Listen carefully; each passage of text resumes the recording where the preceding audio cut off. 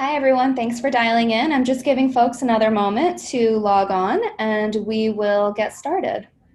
I do see a chat there. Do we also help men who've been out of the workforce? Absolutely. We over 10 years ago we focused on women, but now our focus is very broad, and we not only focus on men and women who take career breaks for childcare reasons, but also for reasons that have nothing to do with childcare, and even more broadly, retirees and retiring, or expats repatriating, or military veterans, or spouses, a whole range of non-traditional candidates. So absolutely, men are included in our population and in the programs that we help build. Amazing. Thank you, Carol. So let me go ahead and kick it off officially. I am Sue Shankar at Fairygodboss, and for those of you who are not familiar with us, Fairygodboss is the largest career community for women. We support women in their careers with a multitude of free resources, including company reviews, virtual recruiting events, job listings, webinars with experts like Carol, a community where women can be honest about their triumphs or failures, either as themselves or anonymously. Just wanted to highlight to you the Q&A feature at the bottom of the screen. Please feel free to send questions. I'll be monitoring them throughout. And I would love to introduce Carol Fishman Cohen at this time. She is our guest speaker, and she is the chair and co-founder of iRelaunch.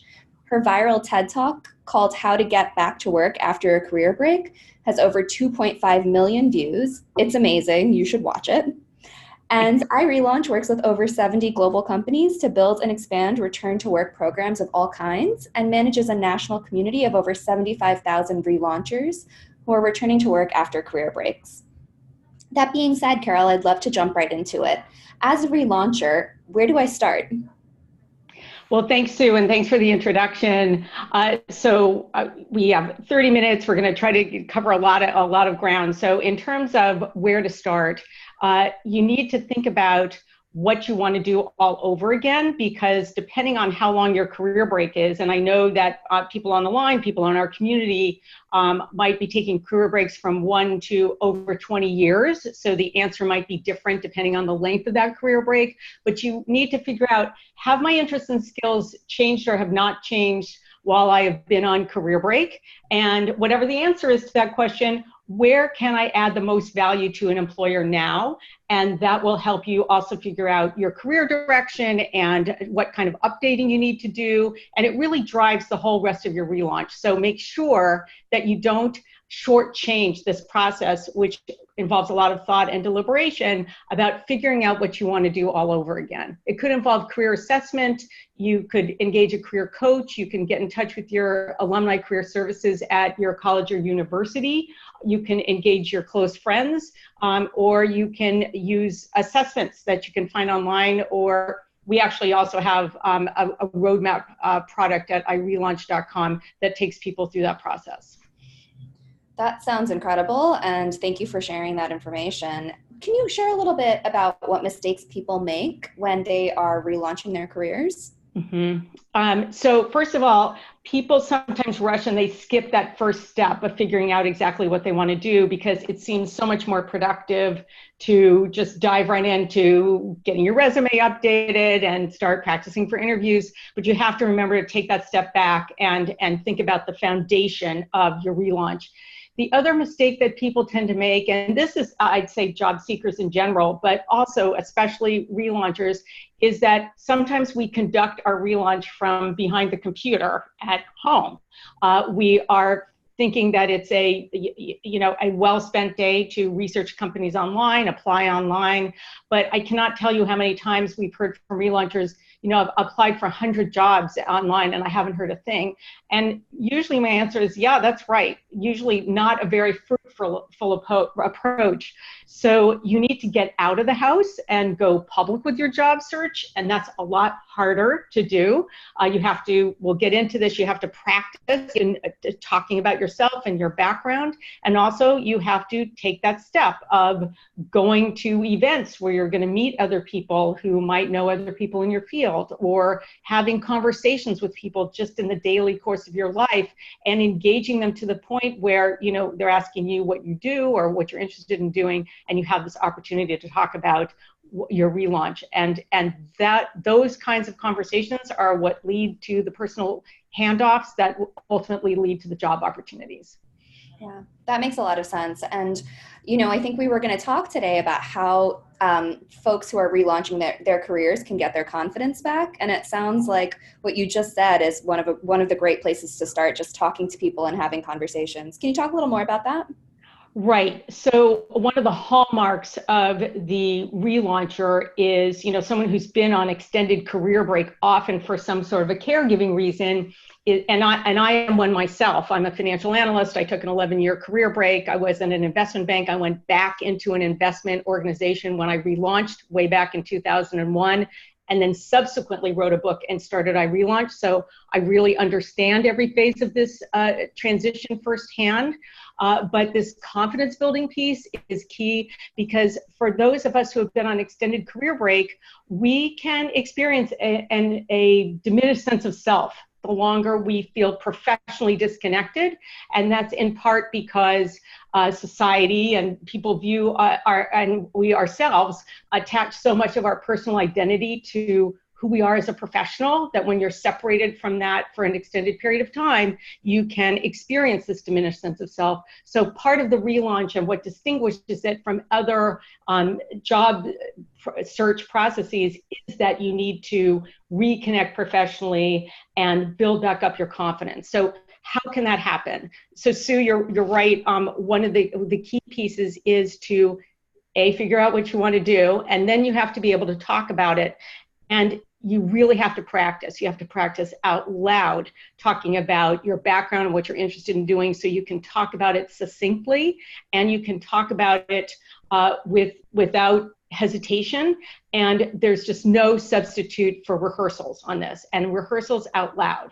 So either talk to a wall, talk to a mirror, record yourself on your phone, find your non-judgmental friends and family who are going to be supportive and listen to you, because you might not sound that good at the very beginning when you're first trying to articulate this, and practice over and over and over again. It's as if it's a theater performance.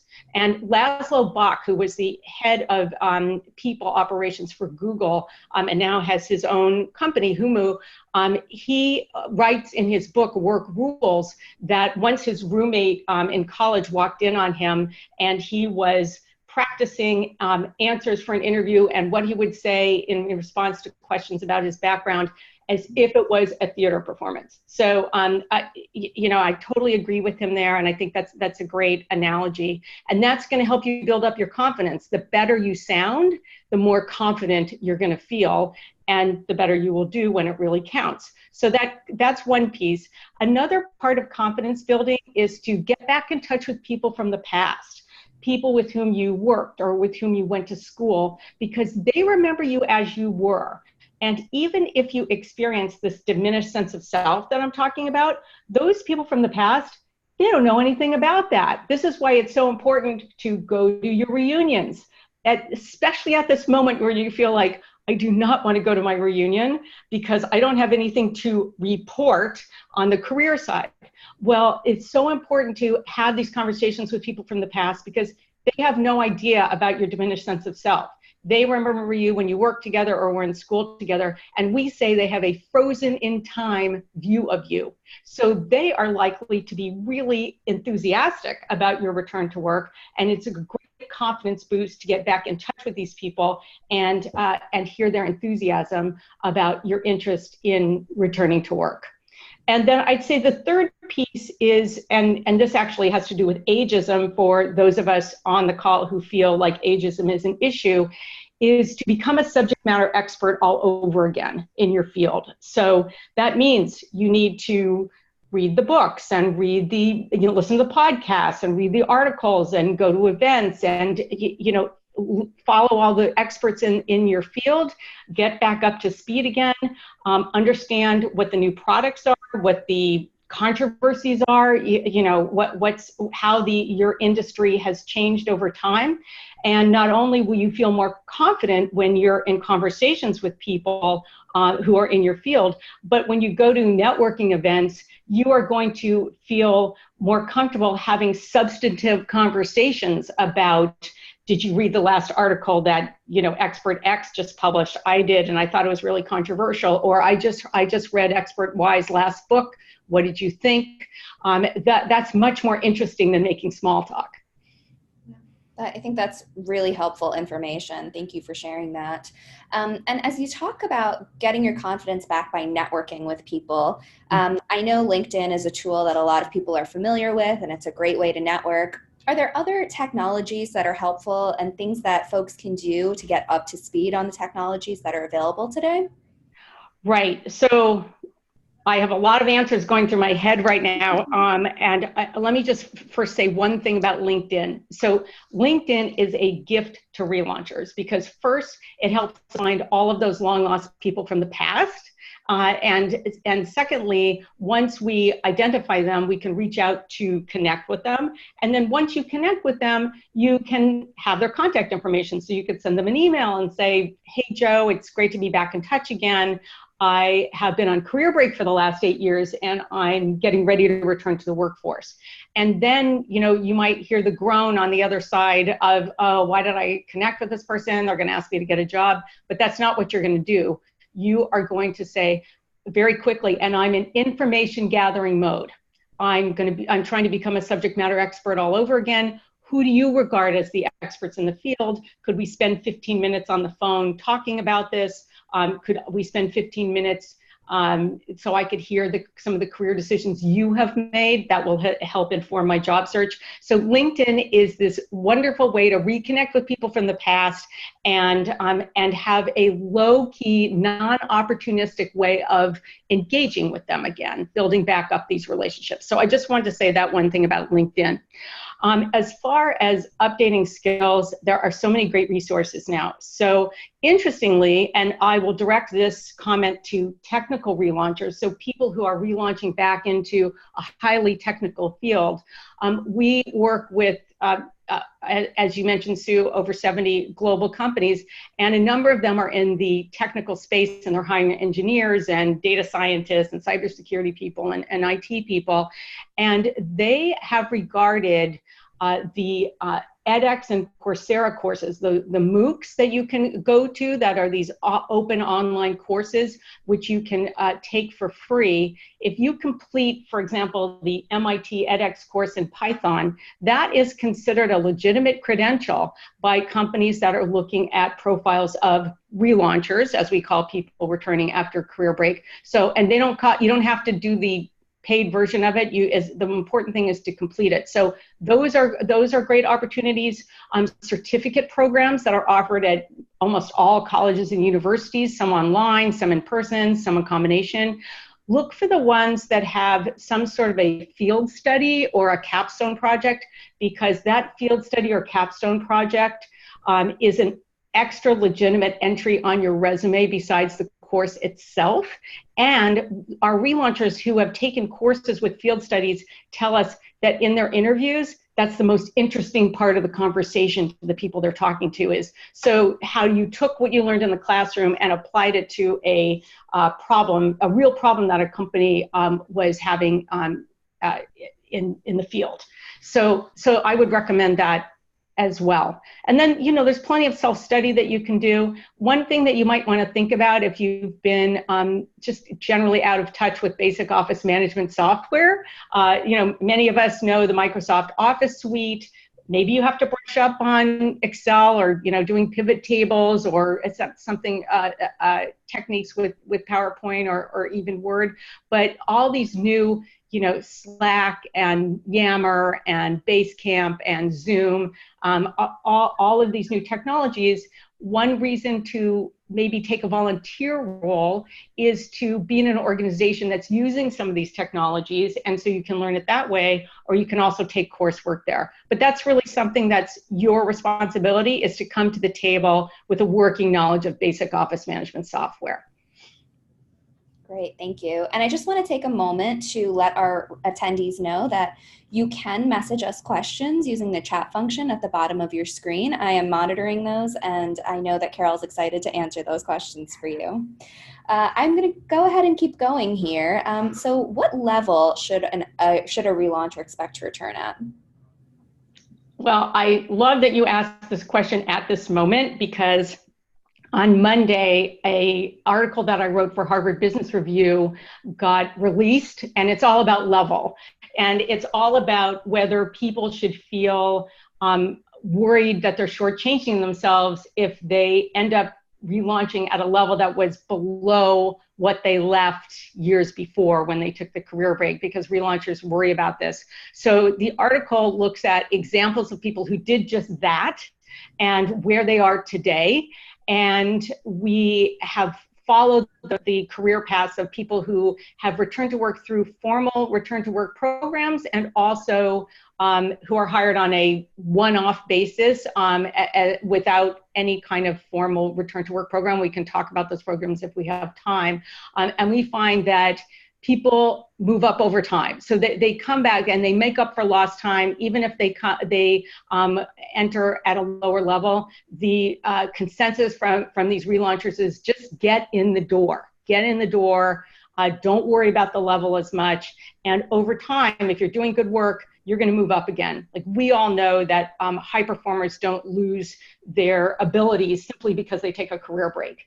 From the employer standpoint, if you've taken a long career break, maybe they want to have a situation where there's some sort of a trial period before the formal commitment is made. And that's the basis on which some of these returnship programs are set up, because the companies do get this testing out period first. But even if a company doesn't have that kind of a program, you can suggest a contract role or a special assignment specifically so each party can test out the working relationship before a hiring decision is made. That's a great suggestion. Thank you. And we have gotten a couple of questions from our listeners. Wanted to just direct your attention to that, Carol. So one of them, which I can answer quickly, is as far as the recording of this event goes, this will be hosted on the Fairygodboss platform. So absolutely, you'll be able to tune back into this presentation. Carol, did you want to take any of the questions that came up here? I'm seeing now. Okay. The sort of, I said MOOCs, MOOC. If you look at that, that is this category of free college level courses that are, so what you would look at is edX, EDX, or Coursera, COURSERA, and those are probably the biggest libraries of these open curriculum courses, and that's where I look there. And now someone's saying, let's see, does iRelaunch on their website have recommendations for those free online programs? So if you go to iRelaunch.com, we have a huge amount of free tools and resources. I urge you to take a look, and also to get on our mailing list, because we'll send you information about these kinds of programs and events and jobs and return to work programs and advice and success stories if you do that. So yes, we do have a whole range of resources for you on our website. Let's see, salary negotiation. Okay, someone's asking about special considerations for salary negotiation for relaunchers. So this depends on whether you're going back to work through a formal return to work program, or whether you are going directly into a full-time role without a program. Sometimes with these formal return to work programs, and if you want to see a list of the paid corporate return to work programs around the world, you can also look at that on iRelaunch.com under the Relauncher tab. We have about 90 of them listed with links, and then you can take a look and find out more about them. But usually, and what we recommend to companies is these programs are all paid. They're usually 12 to 16 weeks. Some are shorter, some are longer. But we say, find the midpoint of a salary range for a role that people in the program, mid-career people, are likely to move into, and prorate that for the number of weeks of the internship. So usually there's some version of that that's going to be the compensation for one of these programs, and it's not usually that negotiable when the program starts, but then when the program ends, if you are successful and get hired as an employee, then there's a second negotiation that usually takes place. And that's when it does, it's helpful for you to do the research and go to Fairygodboss and get information about salary, talk to people who have similar roles in other companies. If you don't want to ask them what they make, ask them, what do people tend to make? What's a range that they tend to make for a role like X?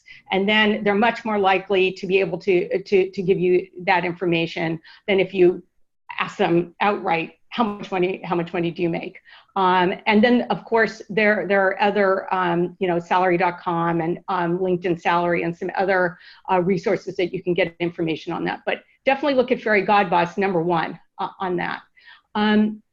Do you want me to keep answering, or Sue, or what do you think? Let me just go ahead and jump in here. So just want to remind everyone on the line that we will be posting this webinar recording to fairygodboss.com, so you'll be able to watch the video later on. And we will also be emailing out the recording to all of our registered participants, and how to stay in touch with iRelaunch as well will be included in that email. So you'll have all of the resources at your fingertips shortly following this webinar. Carol, did you want to talk a bit about your conference? Sure. So we run the iRelaunch Return to Work Conference. It was actually the very first thing that we did when iRelaunch was established back in 2007. Our first conference was in 2008. Our 26th conference is going to be on October 3rd at Columbia University in New York. It's a full-day event focusing on career reentry strategy, and we have many companies that are sponsoring it already. We're sold out of corporate sponsorships, so it's going to be a really exciting mix of companies that are all there with recruiting goals in mind. And the great thing about it is it's a judgment-free zone. So everyone knows when you're there that you took a career break. So you don't have to spend any time explaining it. Everyone gets it. It's a given. In fact, one of the milestones we think that we have reached in the relaunch movement in general is that, resumes that had career breaks on them used to get tossed right away. But now, in order to be eligible to apply for these return to work programs, you have to have a career break. So we see that as a huge milestone. So a bunch of those companies will be there. Morgan Stanley is our lead sponsor for the 6th year in a row. So I urge people to check that out. And I hope to see some of you there. Wonderful, thank you. And can you talk a little bit about companies that don't have relaunch programs? Is there a different way to approach those companies when you're interested in working for those places? Sure, and you know what? I want to say one more thing about the conference.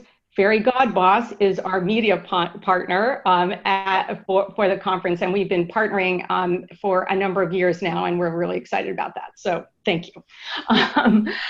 In terms of applying for and getting jobs at companies that don't have a formal return to work program. Most companies don't. I mean, we're working really hard to make sure that these programs proliferate. And the reality is that they've been so successful for companies that we have inbound requests from companies every day that are interested in starting one of these programs. So we believe these programs will continue to proliferate. You're going to see more and more of them. But if you are having a conversation at a company that does not offer one of these programs, then, and you can detect that the person you're talking to, maybe they'll even say, I think you're great, but it's going to be really hard for me to convince my colleagues to hire you because you've been out of the workforce for the last 10 years. That is your cue to say, I understand that your colleagues might be hesitant. What would you think of giving me some sort of contract consulting project or some covering a maternity leave or some sort of interim role where we could test out the working relationship. You could get a sample of my work before having to make the hiring decision. And lots of times this has just never occurred to companies. So to suggest that, some companies will dismiss it out of hand. Others will have never thought about it before and will entertain it. And sometimes those arrangements are the very beginning of what later becomes a more formal return to work program. So that's what I would recommend. in that regard. And the other thing is thinking about, we should probably talk about, what does your resume look like if you are applying for a program with a career if you're applying for a formal corporate return to work program versus if you're applying for a job at a company that doesn't have a program. If you're applying for a formal return to work program, you have to make sure that your resume explicitly shows that you've taken a career break. Whereas if you're applying for a job where there's not a program, you might do what some of us more typically would do, which would be if I did some volunteer work for some of that time, I would put that on my resume if it was substantive, or especially if it was related to my career goals. I would have recent and relevant educational experiences at the top of my resume. I think I would do that either way. But you can't leave time out of your, don't just eliminate years and leave it unaccounted for. You may need to say, 2010 to 2015, career break to care for children, and then maybe the last 5 years you've been doing some occasional consulting, or 4 years you've been doing some occasional consulting, or you have had some sort of a meaningful volunteer role, and you would put that on, but don't leave time unaccounted for. And remember, at the end of the day, it's not that resume that's going to get you in the door. It's really the personal handoff. So you need someone who's going to vouch for you, or a friend of a friend. My friend said this person is amazing. They used to work together. I know she's taken a career break, but take a look at her candidacy. And that kind of personal handoff is what usually leads to a job opportunity. Great. I know you talked a bit about resources for resumes. Could you also talk about resources for updating my skill set, as well as resources for volunteering in relevant areas? Right. So I will say, for resumes in particular, I would also direct people to the iRelaunch.com website. Under the Relauncher tab, we do have one of our coaches focuses on resumes, and so and there's some resume samples that might be helpful for people. In terms of volunteer work, so there are 3 global databases of volunteer opportunities. 2 of them are what we would call role-based. So, you become the volunteer treasurer of an organization, or the volunteer webmaster. And those are idealist.org, so ideal, IDEALIST.org, or volunteermatch.org. Those are both global databases of role-based volunteer opportunities. And then there's catchafire.org, so catchafire.org, and that is project-based volunteer opportunities, and many of them are remote. So it'll say, this project estimates to take 2 months, and here's what the qualifications are, and you can click on it, and those are also effective in terms of signaling to employers your interest, your seriousness about returning to work, is taking on a volunteer role that is related to what you hope to be doing. Wonderful. So we've only got 2 minutes left. Unfortunately, we're running out of time quickly here. I would love to hear if there are any final thoughts you have that you'd like to share with the community.